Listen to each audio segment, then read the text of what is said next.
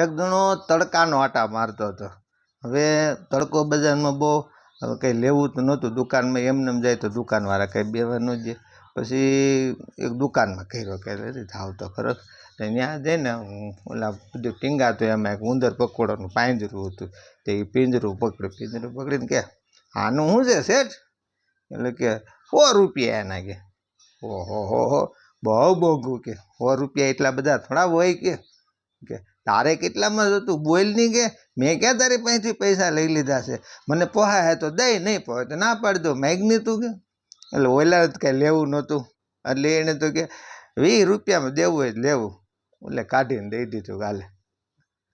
પછી માટી મૂંઝાણો કે હવે તો શું કરું, લેવું તો નહોતું કે. પછી આમ ફેરવી આમ જોવા મળ્યો.